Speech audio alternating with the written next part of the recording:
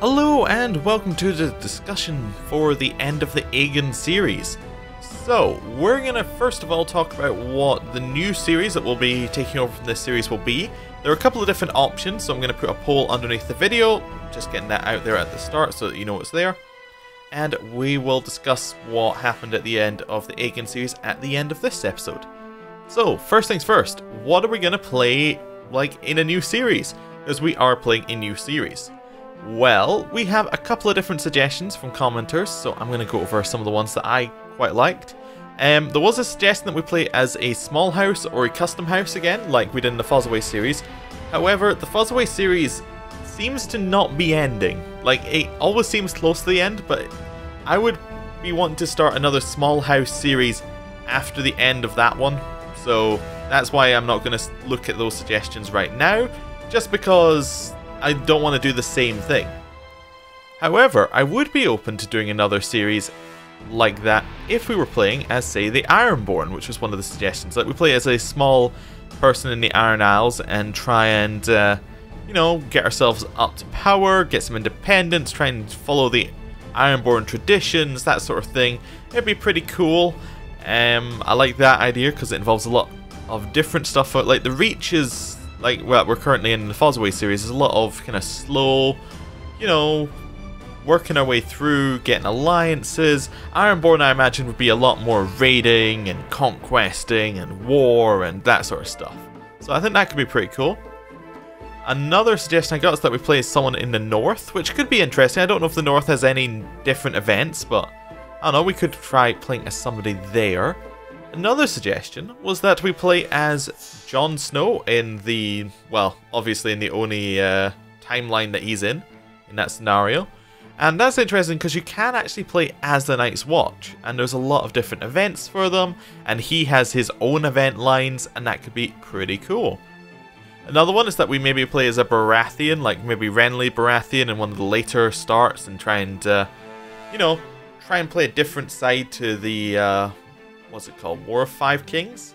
Is that the right one? Whatever. Yes, that scenario. Another suggestion is that we play as a different Targaryen. So we play as, say, a second son, like maybe, is it Maekar, when there's a son of Darien the Good? I'm just completely pulling names out of my head here, seeing if I got that right. We play as maybe somebody who is like maybe a little bit off to the side, but still relatively powerful. So that could give us different options. It's more about trying to keep the family's power together.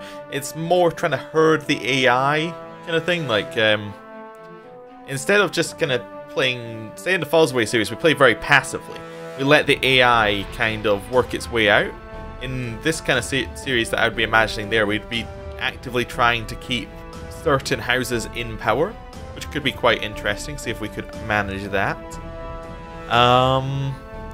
Another suggestion is that we play as Peter Baelish, like Littlefinger, and we play, well, in the scenario that he's in, and we try and gain power from very little through mostly intrigue, which could be fun.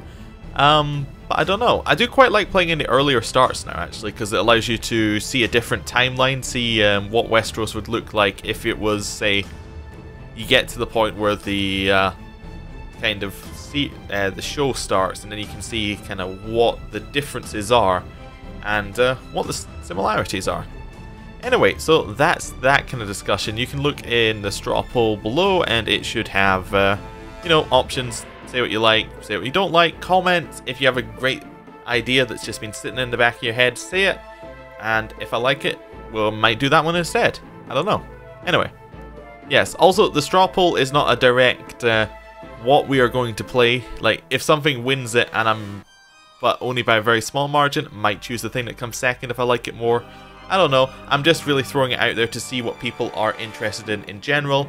If it doesn't come, if the one that wins isn't the one that we end up playing, it might be the one that we end up playing after the Fuzzaway series. Maybe I just feel like it would fit better there. I don't know. Anyway, so let's discuss the end of the Aegon series. So I would like to apologize. It did end a bit abruptly, and that did not go down well. And I will try in future to make series not do that. and basically try and make series have a more natural ending that feels a little bit more, you know, I'm trying to think of the best way of putting it, just feels better, I guess. Anyway, so people were saying we could have won the war, and they are very, very correct. We could have won the war in a couple of different ways. Well, one suggestion that would have prolonged the war if we were going for the Riverlands trying to win it for us is we could have gone on boats like I've set up here. We could have set ourselves as a commander and we could have just gone out to sea.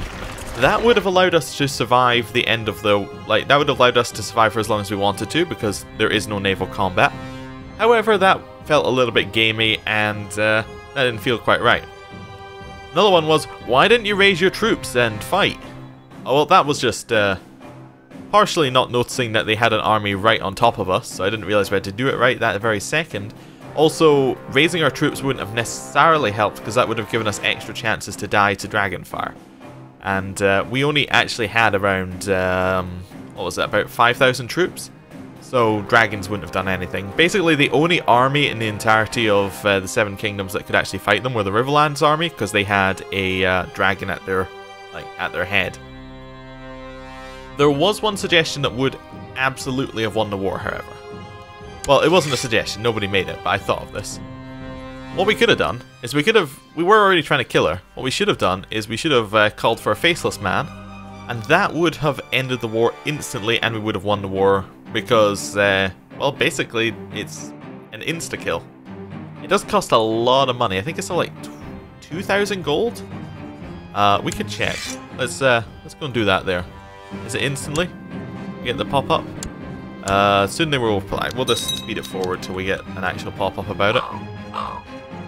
Just gonna click through the events. Yes. Click through all the events. I just want to see how much money it costs. Right. Yeah, 2,750 gold. It's actually not that much, but it is an instant kill, and they will just be gone, and that would have ended the war. And that would have been a way of doing it. I felt it was a little out of character though, so that's why I didn't do that. I actually don't really like this event line. It seems a bit like the assassinations that used to be in the game, where you could just keep paying money for assassinations. This one does cost a lot more, which is an improvement. However, it's still a bit like... It's a very gamey way of doing things. Anyway, yes, enough about that. There is a poll in the comments below, so please go, I don't know, vote in the poll if you want to. If you don't want to, then I'll see you next time. Thank you for watching. See you then.